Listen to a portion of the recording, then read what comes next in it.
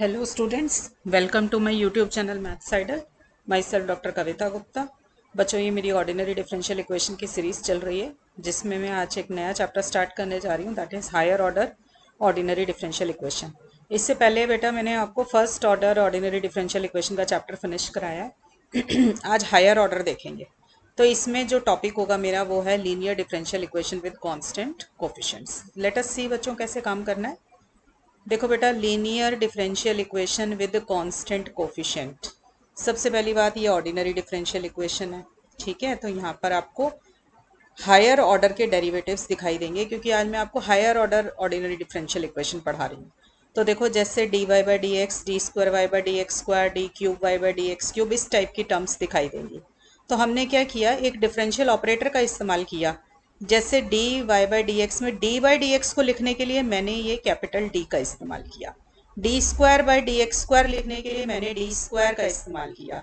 अगर D cube by D X cube लिखना होगा तो उसके लिए मैं डी क्यूब वाई यूज करूंगी। ठीक है, तो अगर मेरे पास nth ऑर्डर है तो डी एन। ठीक है, तो nth ऑर्डर की कोई भी इक्वेशन होगी ऑर्डिनरी डिफरेंशियल इक्वेशन, तो वो किस फॉर्म की होगी, डी एन। इधर होगा D N minus one, D N minus two, ऐसे करते करते आपके पास सारे ये डेरिवेटिव्स आ जाएंगे। इनके जो कोफिशिएंट्स होंगे, जैसे डी एन का कोफिशिएंट है A naught, D N minus one का कोफिशिएंट है A one, D N minus two का कोफिशिएंट है बच्चों ए टू। ये सारे कोफिशिएंट्स जो हैं ये कांस्टेंट होने चाहिए। ठीक है, तभी ये हमारी क्या बनेगी, higher order differential equation with constant coefficients बनेगी। तो ये याद रखना है कि मेरे को कितने भी ऑर्डर का डेरिवेटिव दिखाई दे सकता है क्वेश्चन के अंदर, और उनके जो कोफिशिएंट्स हों अगर वो कांस्टेंट होंगे तो हमारा वो इस चैप्टर का क्वेश्चन है, linear differential equation with constant coefficients. ठीक है बच्चों, अब देखिए बेटा, मेरे पास यहाँ पर राइट साइड पे कोई भी फंक्शन ऑफ एक्स हो सकता है। सपोज कर लीजिए E to the power X, log X, cos cosec X, ठीक है, टू प्लस एक्स, इस टाइप का कोई भी फंक्शन ऑफ एक्स होगा। तो अगर इस तरीके की इक्वेशंस मुझे गिवन हो तो मुझे वो कैसे सॉल्व करनी है वो आप इस चैप्टर में सीखेंगे। तो मैं पहले आपको ये बता दूं, थोड़ा सा आइडिया दे दूं कि इन तरीके की इक्वेशंस को सॉल्व करने के लिए व्हाट यू डू इज, हमें दो स्टेप में काम करना पड़ता है। एक स्टेप में तो हम बेटा निकालेंगे सी एफ। सी एफ होता है कॉम्प्लीमेंट्री फंक्शन, और दूसरा हम निकालते हैं पी आई। पी आई होता है पर्टिकुलर इंटेग्रल। तो मेरा सॉल्यूशन बनता है y equal to C F plus P I. Why this Y, क्योंकि हमारे को देखो इक्वेशन जो है D Y by D X करके y में गिवन होती है, तो y is the dependent variable. तो सॉल्यूशन जब भी निकलेगा वो डिपेंडेंट वेरिएबल का ही निकलता है। तो dependent variable is equal to C F plus P I. C F है कॉम्प्लीमेंट्री फंक्शन और पी आई है पर्टिकुलर इंटेग्रल। कॉम्प्लीमेंट्री फंक्शन कैसे निकाला जाता है, उसके लिए आपको क्या करना है, ये जो गिवन इक्वेशन है मेरी वन इक्वेशन जो है ना, इक्वेशन नंबर वन, इसमें पहले ये एफ एक्स जो राइट साइड है इसको जीरो मान लो। ठीक है, मतलब सिर्फ आपको जो है लेफ्ट साइड को कंसीडर करना है और उसको सॉल्व करके जो सॉल्यूशन मिलेगा that is called my C F. ठीक है, और पर्टिकुलर इंटेग्रल निकलता है, ये जो एफ एक्स दिया हुआ है ना, इस एफ एक्स की ट्रीटमेंट से मुझे मिलेगा पर्टिकुलर इंटेग्रल। अब इस चैप्टर में मैं आज आपको पर्टिकुलर इंटेग्रल भी निकालना सिखाऊंगी और सी एफ भी निकालना सिखाऊंगी। तो पहले बच्चों सी एफ की बात कर लेते हैं। देखो, सी एफ निकालने के लिए what you have to do is, मैंने कहा आपको कि पहले तो राइट साइड को जीरो ले लो एफ एक्स को। तो मैंने एफ एक्स को जीरो ले लिया, तो ये मेरी बन गई होमोजीनियस डिफरेंशियल इक्वेशन। और उसमें हमें क्या करना है, डी तो ऑपरेटर था, डी की जगह डाल दो एम। ठीक है, एम कोई भी एक वेरिएबल है आपके पास, आपने उसकी जगह एम डाल दिया, तो मेरे पास बन गया A naught M N plus A one M N minus one और दिस। ठीक है, हमारे पास ये क्या बनेगी, ये एक एल्जेब्राइक इक्वेशन बन जाएगी एम के अंदर। ठीक है, अब ये एम के अंदर बनेगी और उसका कितनी पावर होगी, उसकी मैक्सिमम एन पावर होगी, क्योंकि M to the power N है। तो इसके मैक्सिमम कितने रूट्स निकलेंगे, एन रूट्स निकल आएंगे। तो आप वो सारे रूट्स निकाल लीजिए। अब देखो, सारे रूट्स निकालने हैं, एन रूट्स हैं तो एन के एन रूट्स आपको निकालने हैं। अब ये रूट्स रियल भी आ सकते हैं, कॉम्प्लेक्स भी आ सकते हैं। तो अगर रियल रूट आए तो कॉम्प्लीमेंट्री फंक्शन क्या होगा, और अगर कॉम्प्लेक्स रूट आए तो कॉम्प्लीमेंट्री फंक्शन क्या होगा, वो सीखना है आपको। देखो, अगर मेरे पास रियल रूट आ जाए, ठीक है, तो आप ये देखें सबसे पहले कि वो रिपीटेड रूट आया है या नॉन रिपीटेड रूट आया है। मान लीजिए रिपीटेड रूट नहीं आया, नॉन रिपीटेड रूट आया है। सपोज कर लीजिए मैंने इक्वेशन को सॉल्व किया और मेरे पास रूट आ गए एम इक्वल टू टू और एम इक्वल टू थ्री, तो हम बोलेंगे कि नॉन रिपीटेड रूट है। तो हर रियल रूट का कंट्रीब्यूशन क्या होगा सी एफ के अंदर, मतलब कॉम्प्लीमेंट्री फंक्शन के अंदर। देखो, सी ई एम एक्स, सी है कोई भी आर्बिट्ररी कांस्टेंट, एम आपका जो रूट आया वो आएगा और E to the power M X लिखोगे। ठीक है, इधर देखो जरा एक एग्जाम्पल देख लो, ये जहां मेरी पेंसिल है आपके पास क्वेश्चन ये है D square minus one Y equal to zero. सबसे पहले ऑक्सिलरी इक्वेशन लिखो। ऑक्सिलरी इक्वेशन लिखने के लिए क्या करना है, डी को एम डाल दो। तो हमने इसके अंदर डी को एम डाला तो मेरे पास क्या आ गया, M square minus one equal to zero. तो इसका क्या मतलब हुआ मेरा यहाँ पर, M square equal to one. तो एम क्या आ गया, प्लस माइनस वन। तो दो रूट आ गए मेरे, एक वन और एक माइनस वन। तो दोनों के दोनों क्या है, नॉन रिपीटेड रूट्स हैं। तो नॉन रिपीटेड रूट है ना, तो वन का कॉन्ट्रीब्यूशन क्या होगा, देखो ई की पावर में रूट चढ़ा दो एम, तो ई की पावर वन एक्स, और इसके साथ कोई भी कांस्टेंट मल्टीप्लाई कर दिया, सपोज कर लो ए। ठीक है, अब दूसरा रूट लो माइनस वन। ठीक है, माइनस वन है तो ई की power minus one into x, और इसके साथ कोई भी कांस्टेंट मल्टीप्लाई कर दिया, सपोज कर लो बी। और जितने रूट्स होंगे उतने कॉम्प्लीमेंट्री फंक्शन के अंदर कॉन्ट्रीब्यूशन आएंगे, उन सबको ऐड करते जाओ।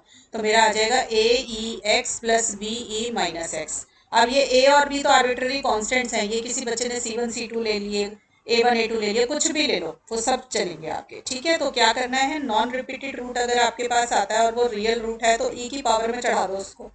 ठीक है, और x से मल्टीप्लाई कर दो। x क्या होगा, इंडिपेंडेंट वेरिएबल होगा। तो क्वेश्चन में देख लेना कि इंडिपेंडेंट वेरिएबल कौन है। अगर इंडिपेंडेंट वेरिएबल कुछ और है तो फिर उसी वो ही मल्टीप्लाई होगा। क्लियर है। अच्छा चलो, ये तो हो गया मेरा नॉन रिपीटेड रूट के लिए। अगर रूट रिपीट हो जाए तो आप क्या करेंगे, देखो अभी भी e की पावर में तो चढ़ाएंगे आप उसको, जैसे e की पावर mx, तो उसको अभी भी लिखेंगे, बट अंदर क्या करेंगे आप, उसका पॉलिनोमियल बना देंगे। मान लीजिए रूट जो है r टाइम्स रिपीट हो रहा है, r टाइम्स रिपीट हो रहा है ना, तो अंदर क्या बनेगा, polynomial of degree r minus one. देखो a plus B X plus C X square type जो होता है ना, जैसे मैंने लिखा हुआ है c1 plus C two X plus C three X X square, ऐसे करके मैं x r माइनस वन तक चली जाऊंगी। तो ये क्या बन गया मेरा, पॉलिनोमियल ऑफ डिग्री r बन गया। ठीक है, तो हमें अंदर पॉलिनोमियल ऑफ डिग्री r से मल्टीप्लाई कर देंगे, जितनी बारी रिपीट हो रहा है उतनी डिग्री का पॉलिनोमियल मतलब लेना है आपको, r एक नंबर कम लेना है। ठीक है, एग्जाम्पल देख लो बच्चों, जैसे सपोज कर लो मेरे पास है d minus two whole square Y equal to zero. तो सबसे पहले क्या करोगे आप, ऑक्सिलरी इक्वेशन लिखोगे। ऑक्सिलरी इक्वेशन लिखने के लिए d को क्या लेंगे हम, m ले लेंगे। तो हमने d को ले लिया m, तो मेरे पास आ गया बच्चों m minus two whole square equal to zero. तो जब मैं इसको सॉल्व करूंगी तो मेरे दो रूट्स आएंगे बेटा, देखो दो पावर है m की, तो टू रूट्स आने चाहिए, दोनों इक्वल रूट्स आ गए मेरे, टू और टू। ठीक है, तो ये रियल रूट भी आया और ये रिपीटेड रूट भी आया। तो इसका कॉन्ट्रीब्यूशन मैं कैसे लिखूंगी, देखो टू रूट आया ना, तो पहले ई की पावर में चढ़ा दो। ठीक है, ई टू आ गया, इंडिपेंडेंट वेरिएबल क्या था x, तो मेरा आ गया 2x। ठीक है, e की पावर 2x आ गया ना। अब दो रूट है ना, तो अंदर क्या आएगा, पॉलिनोमियल ऑफ डिग्री वन। तो पॉलिनोमियल ऑफ डिग्री वन क्या होता है, a प्लस बी एक्स। समझ आ गई बच्चों बात। तो इस तरीके से आप जो है कॉम्प्लीमेंट्री फंक्शन लिख सकते हैं रिपीटेड रूट का, रियल रिपीटेड रूट का। क्लियर हो गया बच्चों। चलिए अब आगे चलते हैं। अब देखते हैं कॉम्प्लेक्स रूट हो तो क्या करना है। देखिए अगर कॉम्प्लेक्स रूट आया तो मेरा कॉम्प्लेक्स रूट सपोज कर लो अल्फा प्लस माइनस आई बीटा आ गया। देखो इधर अल्फा प्लस माइनस आई बीटा, आपको पता होना चाहिए कि कॉम्प्लेक्स रूट्स जो होते हैं दे अकर इन कॉन्जुगेट पेयर्स। तो अगर अल्फा प्लस आई बीटा रूट आया तो अल्फा माइनस आई बीटा भी रूट आपका जरूर होगा। तो इसमें अल्फा क्या है, रियल पार्ट है। ठीक है, और बीटा क्या है आपका, इमेजिनरी पार्ट है। तो रियल पार्ट की ट्रीटमेंट रियल की तरह है, जैसे रियल पार्ट तो हम ई की पावर में चढ़ा देते हैं ना, तो ई की पावर में अल्फा चढ़ा दिया, इंडिपेंडेंट वेरिएबल एक्स था तो हमने एक्स लिख दिया। ठीक है, अब ये बीटा का क्या करेंगे, देखो इसको हम बनाएंगे अंदर c1 cos beta X plus c2 sin beta X, where c1 and c2 are arbitrary constant. अगर आप देखेंगे तो ये बीटा जो इमेजिनरी पार्ट है ना, ये इमेजिनरी पार्ट कॉस और साइन दोनों के साथ आएगा। ठीक है, देखो तो कॉस बीटा एक्स और साइन बीटा एक्स, और दोनों को हमने c1 c2 दो कोई भी दो आर्बिट्ररी कांस्टेंट से मल्टीप्लाई कर दिया। तो ये होगा बेटा मेरा कॉम्प्लेक्स रूट। अगर मेरे पास आता है तो उसकी कैसे ट्रीटमेंट करेंगे आप, वो है। अब सपोज कर लीजिए कि जो कॉम्प्लेक्स रूट आ रहा है वो भी रिपीटेड रूट आ गया, वो भी r टाइम्स रिपीट हो रहा है।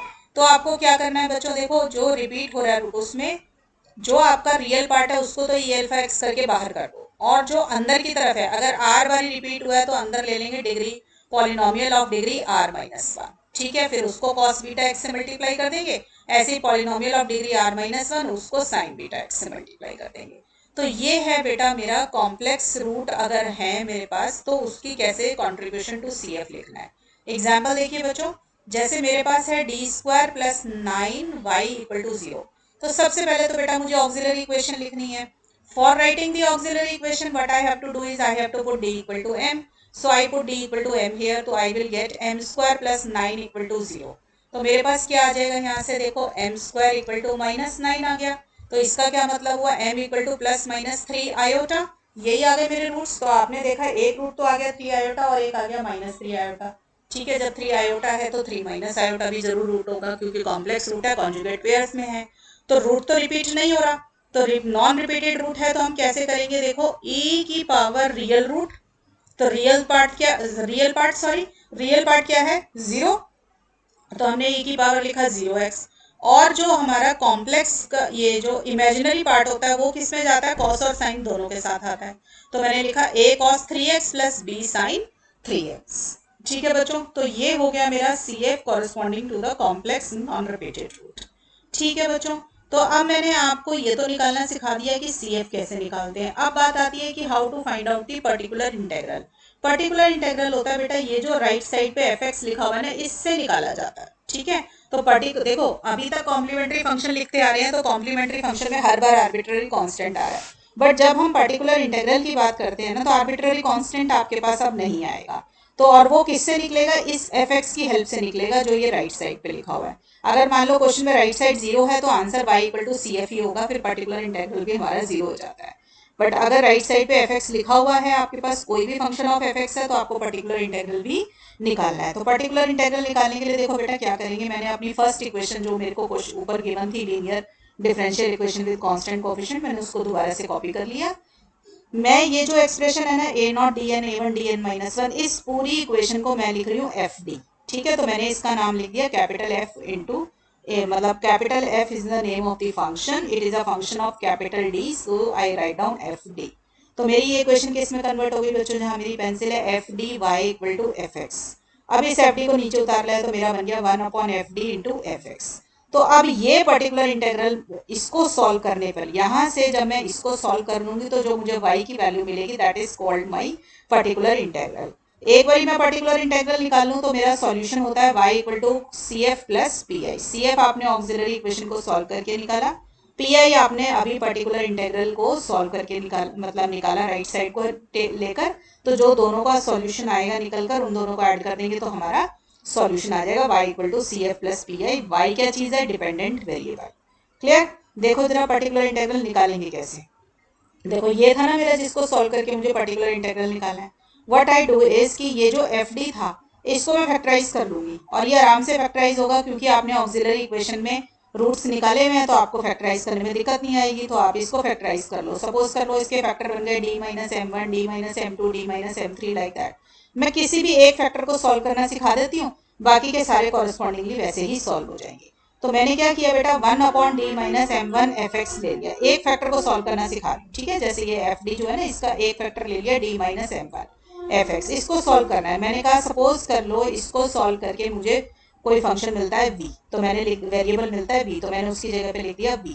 अब मैंने क्या किया, इस d-m1 को जो है मैं ऊपर ले गई, v आ गया। ठीक है, तो d-m1 v क्या आ गया मेरे पास, fx। पर d था क्या, d तो ऑपरेटर है d/dx, तो मैंने d की वैल्यू डाल दी यहाँ पर। देखो d/dx, तो मेरे पास आ गया d/dx minus m1 into V is equal to fx। Bracket खोल दीजिए, ब्रैकेट खोलने के बाद आपके पास ये आ गया। अब आप इसको ध्यान से देखें तो ये मेरी क्या है, लीनियर डिफरेंशियल इक्वेशन है, जो हम पहले वाले चैप्टर में कंप्लीट कर चुके हैं।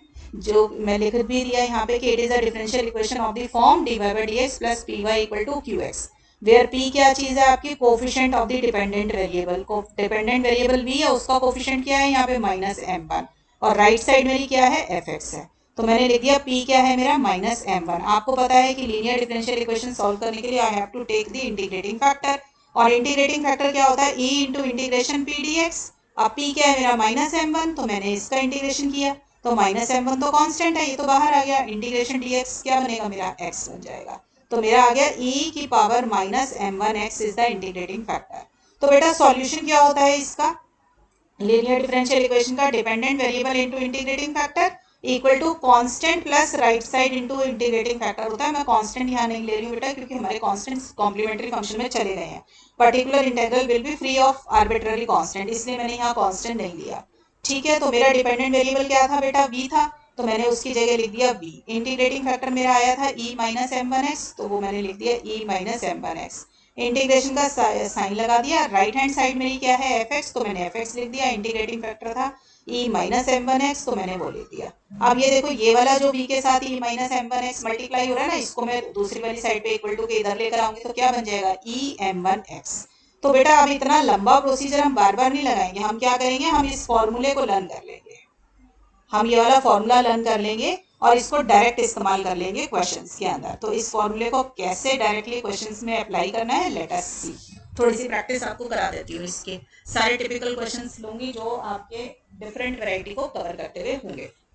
तो देखो बेटा क्वेश्चंस कैसे सॉल्व करना है, this is one full fledge question. तो सबसे पहले बेटा आप क्या करेंगे, इसके अंदर सबसे पहले तो ये ऑब्जर्व करना है कि it is a linear differential equation with constant coefficients. सबसे पहले तो ये बात आपको समझ आनी चाहिए कि ये लीनियर डिफरेंशियल इक्वेशन है विद कांस्टेंट कोएफिशिएंट्स। ठीक है, तो इसके अंदर देखो कैसे पता चला मुझे, आपने देखा ये डी स्क्वायर डी ये सब दिए हुए, डी ऑपरेटर के अंदर आपको इक्वेशन मिली हुई है और उनके सबके कोएफिशिएंट्स क्या हैं, वो कांस्टेंट्स हैं। तो it is a linear differential equation with constant coefficients, ये आ गई। अब आप क्या करेंगे, इसकी ऑक्सिलरी इक्वेशन लिखेंगे। तो सबसे पहले मैं ऑक्सिलरी इक्वेशन लिखती हूँ, कैसे मिलती है, हम d को m ले जाते हैं। ठीक है, तो d की जगह m ले लो और राइट साइड को 0 ले लो, तो मेरा बन गया m square minus 3m plus 2 equal to 0।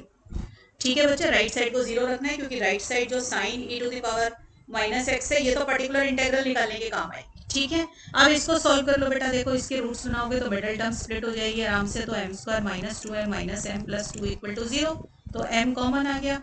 ठीक है, तो ये आ जाएगा, तो m minus 2 m minus 1 equal to 0, तो m इक्वल टू 1 और 2। तो आप सबसे पहले तो ये देखें कि ये रियल रूट्स हैं और ये नॉन रिपीटेड रूट्स हैं। ठीक है, तो ये रियल नॉन रिपीटेड रूट आ गए। तो कॉम्प्लीमेंट्री फंक्शन क्या होगा बच्चे मेरा, मैंने बताया कि आपको क्या करना है, जो भी रूट आता है उसको e की पावर में चढ़ा दो। ठीक है, और साथ में इंडिपेंडेंट वेरिएबल से मल्टीप्लाई कर दो।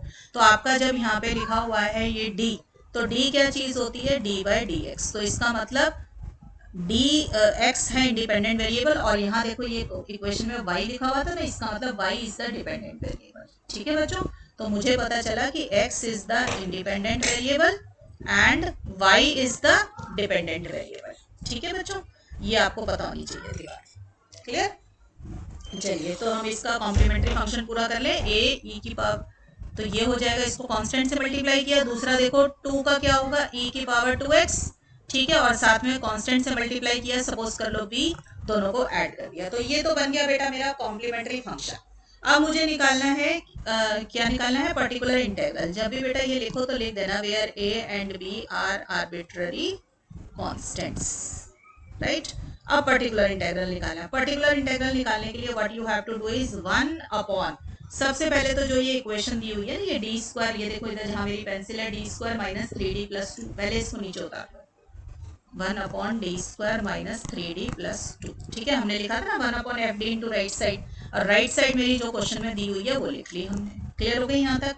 अब क्या करना है, इसको फैक्टराइज करके लिखो नीचे वाले को। आपने देखा था रूट मेरे क्या आए थे, 1 और 2, तो इसका जो फैक्टर बन रहा होगा वो d माइनस 1 और d माइनस 2, क्योंकि 1 और 2 रूट है तो फैक्टर बन गए d माइनस 1 और d माइनस 2। ठीक है, तो मैंने ये लिख लिया। अब एक एक करके फैक्टर ले लो। ठीक है, सपोज कर लो मैंने पहले d माइनस 2 को साइड में कर लिया और d माइनस 1 को सॉल्व कर लिया। पहले हम इतने हिस्से को सॉल्व कर लेते हैं। ठीक है, तो देखो इसको कैसे सॉल्व करेंगे बच्चों, ये देखो मैंने आपको फॉर्मूला, अगर आपको याद हो तो मैंने क्या बताया था, ये देखो इधर हमारे पास फॉर्मूला मैं यहाँ लिख देती हूँ, v इक्वल टू ई की power M X integration F X E की power minus M X D X. ये कब आता है, जब हम किसे सॉल्व करते हैं, d minus M F X. इसका सॉल्यूशन ये होता है ना, तो d माइनस 1 को सॉल्व करना है, तो m की वैल्यू क्या हो गई मेरी, 1 हो गई।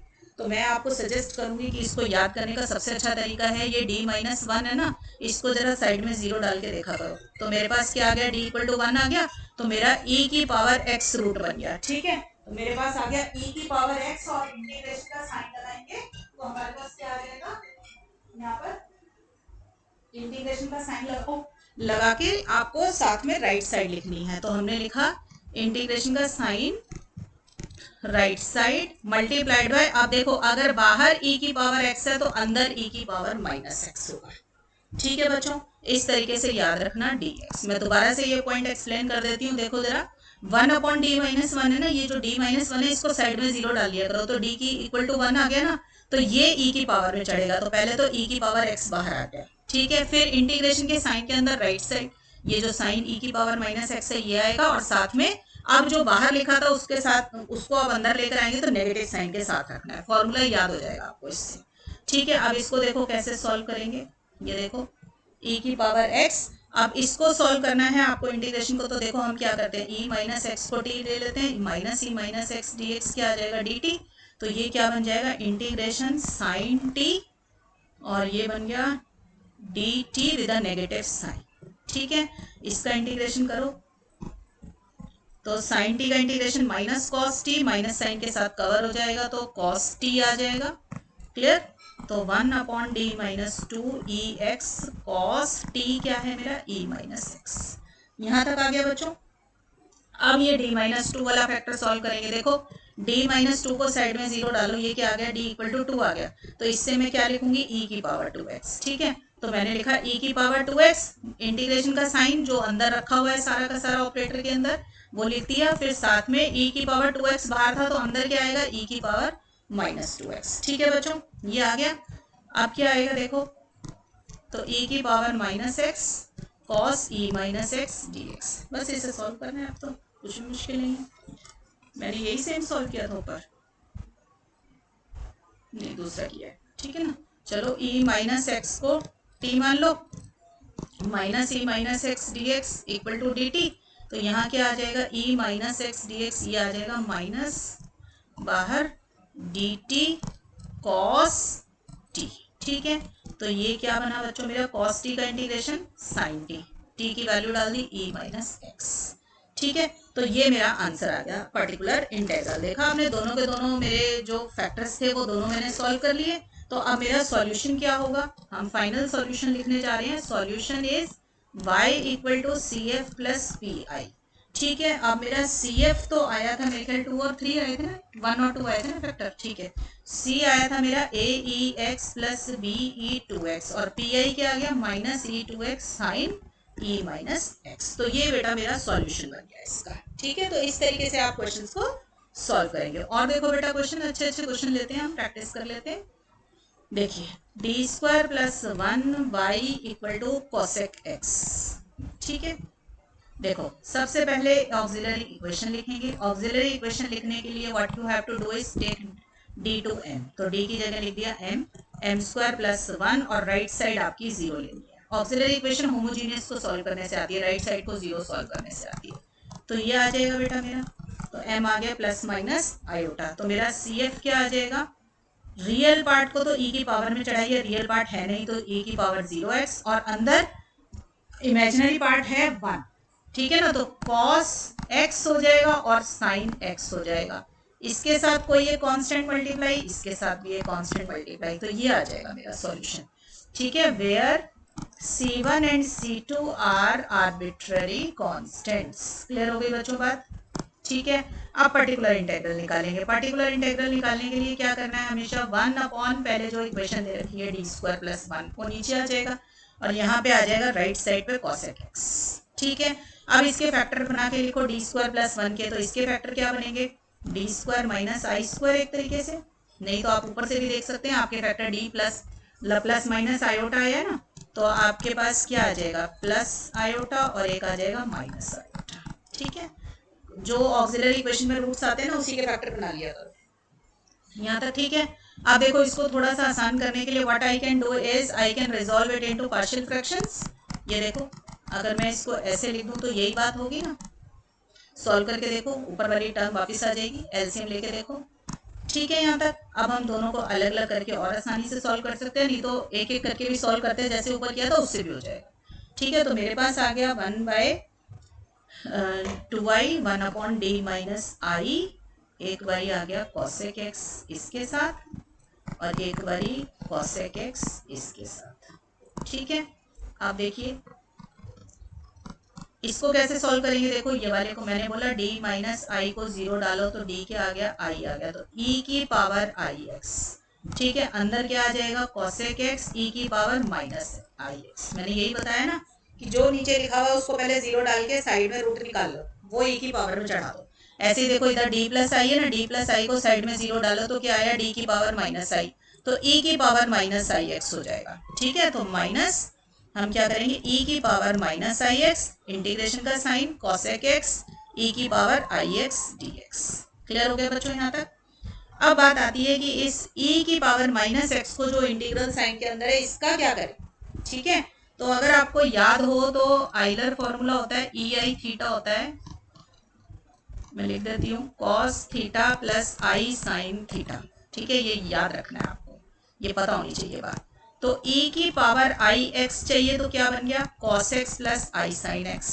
ठीक है, और अगर मुझे e की पावर माइनस आई एक्स चाहिए तो क्या बनेगा, कॉस थीटा की जगह डाल दोगे, अब ये थीटा की जगह डाल दोगे minus x plus I sine theta की जगह डाला माइनस एक्स, तो ये क्या बना, अब देखो cos of minus theta is cos theta. ठीक है, और sine of minus theta is minus sine theta, तो ये बनेगा दिस। क्लियर हो गई बच्चों बात। तो अब ये सब्सटीट्यूट कर लो यहाँ पर, देखो ये यहाँ सब्सटीट्यूट करो तो मुझे क्या मिलेगा, particular integral is 1/2i e की power I X integral cosec X और cos X minus I sine X into D X. एक तो ये बना माइनस e की पावर माइनस आई एक्स, बच्चों जो इंटीग्रल साइन में हो ना बस वही डालना, इसको दो जो इंटीग्रल के बाहर है वो हमें तंग नहीं करेगा, उसको नहीं लेना, इंटीग्रल में सॉल्व नहीं होगा ना आयोटा, इसलिए डालना है वहाँ पे। यहाँ है मेरे पास e आई एक्स, तो ये आ जाएगा cos X plus I sine X into D X. Clear हो गया बच्चों यहाँ तक। अब देखो ये किसके बराबर होगा, ई आई एक्स। ठीक है, तो E I X integral cosec X, cosec x और इधर से भी आ रहा है तो इसको मैं इकट्ठा कर लेती हूँ। ठीक है, इंटीग्रल ताकि ज़्यादा काम ना करना पड़े, cosec x D X minus. ठीक है, ये क्या आ जाएगा, आयोटा ई आई एक्स, यहाँ पे क्या आएगा plus E minus I x, दोनों इंटीग्रल इकट्ठे बेटा सॉल्व कर लिए वो निकाल कर, cosec x sine x D x. ठीक है, यही बनेगा ना मेरे पास, मैं एक बार दोबारा से चेक कर लूँ। मैंने इसकी ब्रैकेट ली है minus iota E I X, minus iota इसके पास भी था plus E minus I x, ठीक लिखा है मैंने। ठीक है, अब ये देखो जरा, ये कॉसेक एक्स है 1/sin x और ये है कॉस एक्स, तो ये मिलकर बनाएंगे tan x।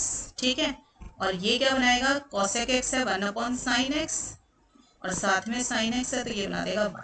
ठीक है, सॉल्व करते हैं, देखो 1/2i E I X minus E minus I X integral tan x D X minus iota E I X plus E minus I X integral 1 into D X. Clear हो गई बच्चों बात यहाँ तक।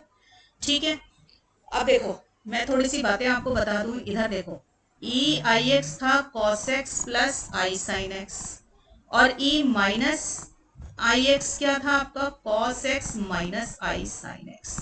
ठीक है, तो इन दोनों को जब इकट्ठा सॉल्व किया तो ये कॉस से कॉस कट गया और ये बन गया 2i साइन एक्स।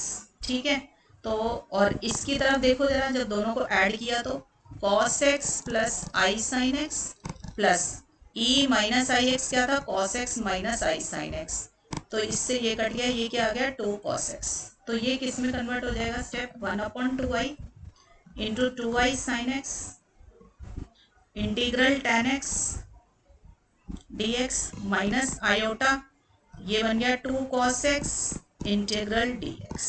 ठीक है, सॉल्व कर लो, देखो ये खोल भी लो, 2i और 2i कैंसिल हो जाएंगे दोनों, sine x integral of tan x क्या होता है आपके पास, log sec x।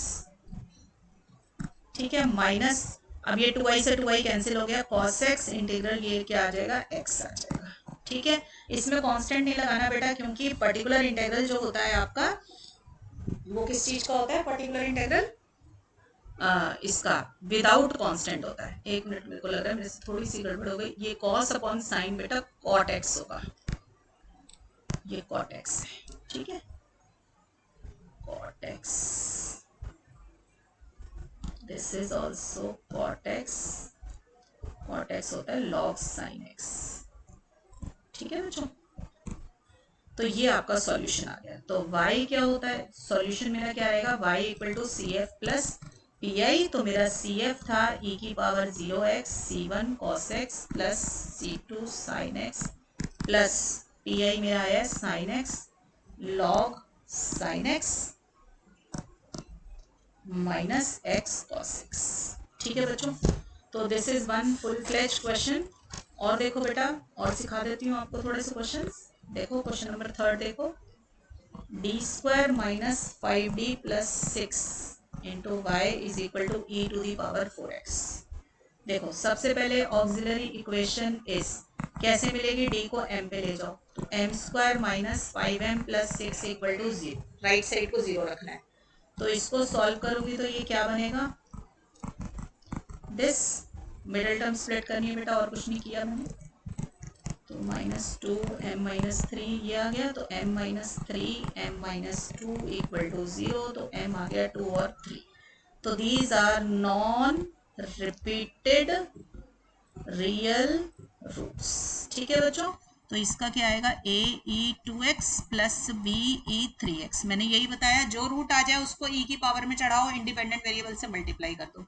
तो e की पावर 2 इंडिपेंडेंट वेरिएबल था x, तो e की पावर 2x, ऐसे ही e की पावर 3x आ जाएगा। दोनों के साथ कांस्टेंट मल्टीप्लाई करो और ऐड कर दो, this is the complementary function. अब राइट साइड देखेंगे पर्टिकुलर इंटेग्रल। पर्टिकुलर इंटेग्रल के लिए पहले नीचे इक्वेशन उतार लो, D square minus 5d plus 6।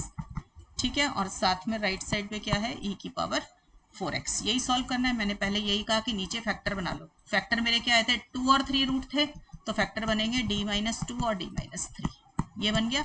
ठीक है, अब आपने इसको कैसे सॉल्व करना है, एक एक करके लेते जाओ। सपोज कर लो मैंने d-3 को बाहर किया, पहले d-2 के साथ इसको सॉल्व किया। ठीक है, तो ये कैसे सॉल्व होगा, देखो बेटा, d-2 को साइड में 0 डालो, तो क्या आ गया, d इक्वल टू 2 आ गया, तो e की पावर 2x कंट्रीब्यूट करेगा, तो e की पावर 2x बाहर, अंदर जाएगा तो e की पावर -2x लेगा, और e की power 4x as it is. ठीक है, सॉल्व करो इसको, ये क्या आया, ये आ गया e की पावर 2x। ठीक है, सबको आती है e की पावर 2x का इंटीग्रेशन करना, तो हमारे पास आ जाएगा e की पावर 2x का ये, और डिवाइडेड बाय 2, ये बन गया बच्चों। तो ये मेरा, इस कांस्टेंट को मैंने बाहर निकाल लिया, और ये बन गया e की पावर 4x। ठीक है, अब इसे सॉल्व करना है, तो क्या करूंगी, अब d-3 है ना, इसको साइड में 0 डालो, तो ये क्या आ जाएगा, d इक्वल टू 3। तो हमें पता चला e की पावर 3x लिखना है मुझे।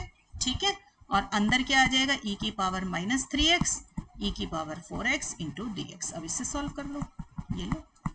ठीक है, 4 में से 3 गया, 1 e x dx, तो मेरे पास आ गया e 3x e x upon 2। So this is e 4x upon 2। तो मेरा सॉल्यूशन क्या निकल कर आया बच्चों, y equal to C F plus P I. C F था बेटा मेरा a e 2x plus b e 3x plus P I आ गया e 4x upon 2। So this is the solution of the given question. Clear हो गई बच्चों बात। तो इसी तरीके से बेटा आप जितने भी, कोई भी क्वेश्चन आपको मिल जाए, आप सारे क्वेश्चंस को सॉल्व कर सकते हैं। Let me show you one more question. देखो, D square minus 6d plus 9 y equal to X square E 3x। देखो दो फंक्शन x के प्रोडक्ट में है। ठीक है, तो हार्डली मैटर्स, कोई फर्क नहीं पड़ेगा हमें। ऑक्सिलरी इक्वेशन क्या आएगी आपकी, m square minus 6m plus 9 equal to 0। ठीक है, तो this is I think m-3 whole square, देख लेना सॉल्व करके। तो ये क्या रूट देगा मुझे, m इक्वल टू 3 एंड 3, तो रियल रिपीटेड रूट। ठीक है, रिपीटेड रूट आ गया। रिपीटेड रूट है तो मैंने क्या कहा, 3 है, तो e की पावर 3x तो आ गया। अब दो रिपीट हो रहे हैं ना, दो बार ही रिपीट हो रहा है, दो बार रिपीट हो रहा है, तो अंदर क्या आएगा, पॉलिनोमियल ऑफ डिग्री 1। तो पॉलिनोमियल ऑफ डिग्री 1 क्या होगा, a plus B X form. ठीक है, तो ये बनेगा बेटा मेरा सी एफ। क्लियर हो गई बच्चों बात। ठीक है, जितनी बारी रिपीट हो रहा है, दो बारी रिपीट हो रहा है ना, तो एक नंबर कम, तो डिग्री 1 का पॉलिनोमियल लिखना है। अब देखो पर्टिकुलर इंटेग्रल निकालना है, तो 1 upon F D, F D क्या है मेरे पास, D square minus 6d plus 9 E 3x X square. ठीक है, अब देखो इसको कैसे सॉल्व करेंगे हम, पहले नीचे फैक्टर बना ले, तो फैक्टर क्या बनेंगे, d-3 क्योंकि दो बारी रिपीट हो रहा था ना, 3 3, तो d-3 एक्स स्क्वायर ई की पावर 3x। कोई भी एक फैक्टर पहले ले लो बेटा, आपकी मर्जी, दोनों ही d-3 है, हमें कोई फर्क नहीं पड़ रहा। हमने ऐसे कर लिया। अब ये कैसे सॉल्व होगा, आपको बताया d-3 को साइड में 0 डालो तो d आ गया 3, तो e की पावर 3x कंट्रीब्यूट करेगा, तो e की पावर 3x अंदर आ गया e की पावर -3x, और जो आपकी राइट साइड ये लिखी हुई है इसी को ले लेंगे, ठीक है, तो ये बन गया। तो this is now equal to 1/d-3 e to the power 3x, और ये बन गया x² dx। Clear? So this is now e to the power 3x, x² का इंटीग्रेशन x³/3। क्लियर हो गया? अब फिर से देखो, इसको d-3 को 0 डालूंगी तो 3 आ जाएगा, तो e की पावर 3x बाहर, e की पावर -3x अंदर, x³ e की पावर 3x/3 dx। क्लियर हो गया बच्चों? ठीक है, अब फिर से ये किसके बराबर हो गया, x³/3 dx, तो e3x 1/3 x³ का x4/4, तो मेरे पास आ गया x4 e3x/3 4 12, तो सॉल्यूशन आया y equal to CF plus PI। तो CF तो बेटा मेरा बन गया a प्लस BX e की पावर 3x, और PI आ गया मेरा x4 e3x/12। ठीक है बच्चों, तो this is also one of the question जो आपको प्रैक्टिस करा देगा। ठीक है, अब मैं आपको थोड़ा सा होमवर्क दे दूं, मैंने काफ़ी क्वेश्चंस आपको करा दिए। अब बेटा नेक्स्ट लेक्चर में ना हम कुछ पर्टिकुलर तरीके के राइट साइड हो तो कैसे आसानी से सॉल्व कर सकते हैं, इतना लंबा प्रोसीजर मुझे ना लगाना पड़े, आप वो सीखेंगे। ठीक है, तो कुछ एक पर्टिकुलर होते हैं, स्टैंडर्ड फॉर्म्स होती हैं, वो सिखाऊंगी आपको। तो नेक्स्ट लेक्चर को वॉच कीजिए, उसमें आपको लगेगा चैप्टर और आसान होने लग गया है। ठीक है, तो ये लीजिए, आप थोड़ा सा होमवर्क लिख लें बच्चों, और इनके आंसर्स मुझे कमेंट बॉक्स में भेजना। तो d³ - d² - 8d plus 12 y equal to x। ठीक है, और लिख लो d² - 9d plus 18 y equal to e की पावर -3x। इसे देख के परेशान नहीं होना, आराम से सॉल्व हो जाएगा। तो d² - 1/1 प्लस e - x का -2। ठीक है, इसमें कुछ नहीं करना आपको, आराम से इंटीग्रेट होगा। राइट साइड जो है देखने में लग रहा है कि मुश्किल है, पर मुश्किल कुछ नहीं है, बहुत आसानी से सॉल्व हो रहा है।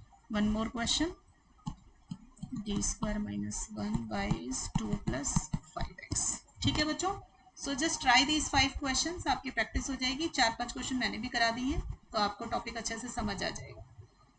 सो see you in the next lecture बच्चों। नेक्स्ट लेक्चर में आगे इस चैप्टर को और कंटिन्यू करेंगे। टिल देन बच्चों पढ़ाई करते रहें। All the best.